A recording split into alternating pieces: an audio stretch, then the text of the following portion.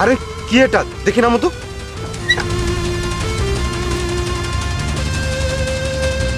আরে এতগুলো টাকা কে রেখে গিয়েছে এভাবে মাটির ঘটিতে? আরে ফ্ল্যাটের চাবিটা কোথায়? দিচ্ছি দাঁড়া। এনো তাড়াতাড়ি করো আর ভালো করে ছাপ নিবে, নিয়ে তাড়াতাড়ি চাবিটা বানাবে, তাহলে আমাদের দেখা করতে সুবিধা হবে, বুঝুনি? আমার লাকটা অনেক ভালো, সকাল সকাল এতগুলো টাকা আর আইফোন পেলাম। কি হয়েছে ওখানে? কিছু না, আসছি। এই দেখো না, আইফোন, এতগুলো টাকা। দাও দাও আমার কাছে দাও। আরে ঠিক আছে, রাখো। চলো চলো চলো চলো চলো চলো।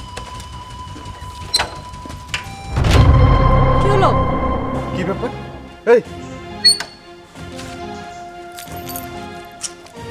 চাবিতে সাবান লেগে আছে কেন? আমি কিভাবে বলবো যে চাবিতে সাবান কিভাবে আসলো?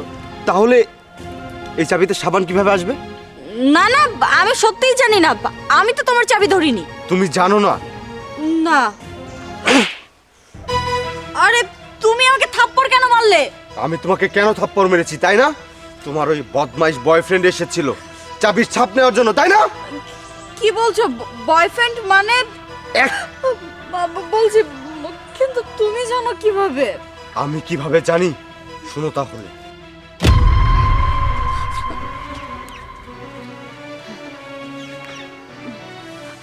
হ্যালো লিটু, কোথায় তুমি? শোনো, একটু পরে আমি আর আমার হাজব্যান্ড মার্কেটে যাব, ঠিক আছে? তুমি এক কাজ করবে, রাস্তায় যে কোনো একটা ব্যবস্থা করে রাখবে যাতে করে আমরা ফ্ল্যাটের চাবির সাপটা নিতে পারি। ঠিক আছে, তুমি ব্যবস্থা করে রাখো। শোনো, এটা যদি না করতে পারি তাহলে তুমি আর আমি দেখা করতে পারবো না, ডেট করতে পারবো না। তোমার থেকে আমার দূরে দূরে থাকতে হবে। তুমি তো জানোই ও আমাকে ঘরের ভিতরে বন্দি করে রেখে চলে যায়। ঠিক আছে, যেভাবে হোক সেই সাপটা নিতে হবে। আমি তো তোমাদের ছাড়া থাকতে পারছি না। ঠিক আছে, এখন রাখছি। আমি অনেক কষ্ট করে বাসা থেকে বের হয়ে তোমাকে কল করেছি। রাখি রাখি, আসছি। হ্যাঁ হ্যাঁ, এটা রাসেল স্যারের বউ না?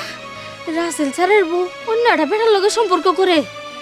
রাসেল স্যার এত ভালো মানুষ, হ্যাঁ রে রাইখা অন্য একটা বেটার লগে সম্পর্ক করে। রাসেল স্যার জানে না, রাসেল স্যারের জানান লাগবো এখনই যে। তুই কি ভেবেছিস তুই আমার অগোচরে এত কিছু করবি? আমি কিছু বুঝতে পারবো না? এই তোকে আমি বিশ্বাস করে ভালোবেসে বিয়ে করেছিলাম। এই বিয়ের পরে কি আমি তোকে কম ভালোবাসা দিয়েছি যে তুই আমাকে রেখে অন্য একটা ছেলের সাথে রিলেশনে আছিস? সেটা তো বড় কথা নয়, তুই তার সাথে মিলেমিশে আমার সর্বনাশ করার চেষ্টা করছিস। কেন কেন এমনটা করেছিস? বিয়ের পরে থেকে যখন যা চেয়েছিস আমি তোকে সব দিয়েছি, কোনো কিছুতে তোর আমি অভাব রাখিনি। তাহলে এমনটা কেন করেছিস? কিসের অভাবে? সময়ের অভাব। তোমার কাছে আমি কি চেয়েছিলাম? একটু সময়ই তো চেয়েছিলাম। তুমি সব সময় তোমার অফিসের কাজ নিয়ে ব্যস্ত থাকতে। তুমি আমাকে ঘরে বন্দি করে রেখেছিলে। আমার কোনো বন্ধু বান্ধবের সাথে তুমি মিশতে দিতে না, আমাকে ঘর থেকে বের হতে দিতে না, সব সময় ঘর বন্দি করে রাখতে। তুমি তো ঠিকই অফিসে যেতে, সবার সাথে মিশতে, আর আমি একা একটা ঘরের মধ্যে বন্দি ছিলাম। একটা মানুষ কিভাবে পারে সারাদিন একটা ঘরে বন্দি থাকতে? আমার কি কোনো স্বাধীনতা নেই? আমার কি কোনো ইচ্ছা নেই? এভাবে কি কারো জীবন চলতে পারে নাকি? তাই আমি লিটুর সাথে কথা বলতাম, কথা বলতে বলতে ওর সাথে আমি অ্যাফেয়ারে জড়িয়ে যাই। আরও আমাকে কথা দিয়েছিল যে ও নাকি আমাকে স্বাধীনতা দিবে, নিজের মতো করে বাঁচতে দিবে। তাই আমি ওর সাথে চলে যেতে চেয়েছিলাম। স্বাধীনতা দরকার, তুই স্বাধীন হবি তাই না? ঠিক আছে, তোকে আমি স্বাধীন করে দিলাম। যা, আজকের পরে থেকে তুই মুক্ত। তুই যেখানে খুশি সেখানে যেতে পারবি, যার সাথে খুশি তার সাথে ঘুরতে পারবি। আমার কোনো প্রবলেম নেই।